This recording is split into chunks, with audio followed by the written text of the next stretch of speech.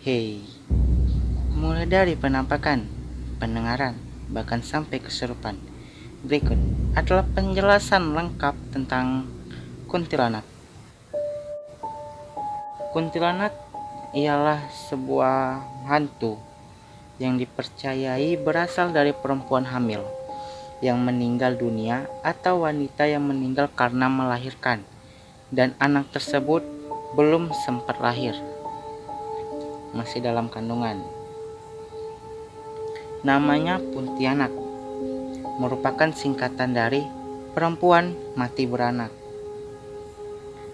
Mitos ini mirip dengan mitos hantu Langswir yang dikenal di Asia Tenggara, terutama di Nusantara. Mitos hantu kuntilanak ini sejak dahulu juga telah menjadi mitos yang umum di Malaysia setelah dibawa oleh imigran-imigran dari Nusantara.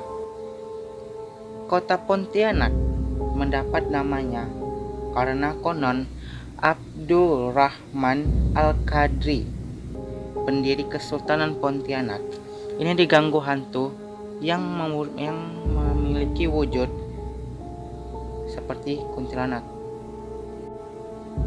Oke, hantu kuntilanak ini tersendiri mempunyai poin-poin tertentu atau ciri-ciri khas yang perlu kalian ketahui, seperti kayak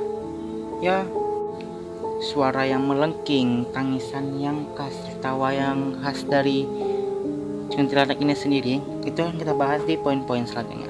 So, kita mulai dari sekarang. Yang pertama, tertawa melengking dan menangis dalam waktu yang singkat. Seperti yang telah disebutkan, kalau hantu yang satu ini terkenal dengan suara tawanya yang sangat melengking, tinggi, namun terkadang suara juga terdengar seperti suara orang yang menangis.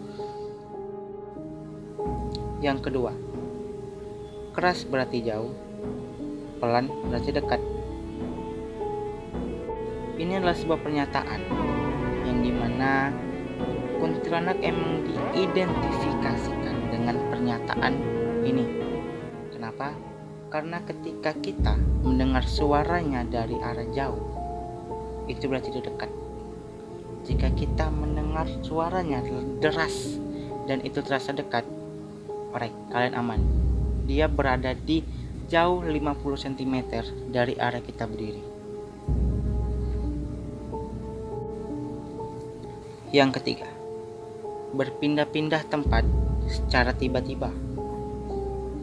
Banyak orang-orang yang kebetulan melihat kuntilanak menyatakan bahwa hantu ini berpindah tempat dengan cara terbang, melayang di udara.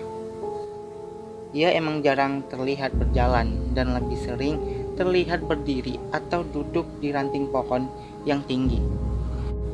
Meski begitu, ada juga yang mengatakan kalau hantu ini dapat berpindah-pindah tempat secara tiba-tiba. Misalnya dengan cara berjalan secara perlahan menuju kegelapan yang tiada berujung, yang tidak ada ujung itu. Dia kayak jalan ke arah yang gelap, terus kayak tiba-tiba hilang. Yang keempat, suka mendiami puing-puing bangunan ataupun bangunan setengah jadi. Kuntilanak dikenal senang mendiami bangunan yang telah menjadi puing-puing ataupun bangunan yang baru setengah jadi. Selain itu, ia pun kerap mendiami tempat-tempat yang terbengkalai, sepi, seperti bekas gedung rumah sakit, sekolah, ataupun gedung-gedung yang pernah menjadi saksi bisu atas terjadinya sebuah tragedi seperti pembunuhan, pelecehan. Banyaklah. Beberapa tempat favoritnya adalah di bagian lorong, pojok ruangan, serta tangga yang besar. Yang kelima, senang hangout di muara sungai atau di pinggiran danau. Sama halnya dengan pocong, kuntilanak pun merupakan salah satu hantu yang senang berpergian. Bedanya, kalau pocong lebih demen hangout ke pinggiran sungai yang kotor. Kalau kuntilanak tidak seperti itu. Mereka tidak memandang apakah sungai tersebut kotor atau bersih. Asalkan ada sungai atau danau, mereka akan menikmati pemandangan tersebut. Yang keenam, kuntilanak takut dengan gunting, paku, ataupun pisau. Dalam kepercayaan masyarakat adat Jawa, kepercayaan ini masih sangatlah kental. Terasa mereka percaya kalau hantu wanita ini sangatlah takut dengan yang namanya gunting, paku, ataupun pisau.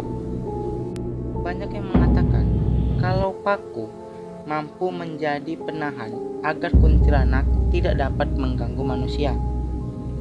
Caranya adalah dengan menancapkan paku tersebut ke bagian ubun-ubunnya. Sementara itu, sebagian tempat lainnya percaya bahwa penempatan paku yang tepat untuk dapat menangkal serangan Tante Kunti ini adalah pada bagian lubang di tengkuknya, di tekuk. Oke. Yang ketujuh, kerap mengganggu hingga mencelakai wanita hamil. Masih dalam kepercayaan masyarakat Jawa, wanita hamil sangat rentan mendapat gangguan dan bahkan dicelakai oleh kuntilanak. Hal itu disebabkan anggapan kalau kuntilanak dapat mencuri janin dari wanita hamil, terutama mereka yang tengah hamil tua. Makanya beberapa orang Jawa senantiasa menyimpan pisau, gunting, dan paku di dekat wanita yang tengah hamil untuk berjaga-jaga. Sama seperti poin sebelumnya, kuntilanak takut dengan pisau, gunting, ataupun paku. Yang kedelapan, menyukai daging anak-anak dan darah manusia. Nah, ternyata itu dia nggak suka janin aja, tapi mereka suka darah manusia, bahkan sampai ke anak-anak, terutama para balita yang masih belum bisa berjalan. Sebenarnya ini dipercayai sebagai simbol agar orang Jawa, terutama para orang tua, mampu menjaga anak-anak dengan baik dan jangan sampai lepas dari pengawasan. Sementara itu, kuntilanak yang ada di wilayah Kalimantan Utara dan Malaysia dipercayai senang menghisap darah orang pada bagian tengkuk, sama halnya dengan vampir atau Dracula. Beberapa spesies kuntilanak di beberapa daerah bahkan dipercayai memiliki punggung bolong yang dikenal dengan sebutan sindel bolong. Jangan lupa like, comment, and subscribe channel gue. Bila kalian suka konten seperti ini, aktifkan notifikasinya untuk mendapatkan notifikasi jikalau gue upload. Oke. So, begitu aja video kali ini. Terima kasih buat kalian semua yang udah nonton dari awal sampai akhir. And see you the next video. Bye. Horror me. Do not go gentle into that good night.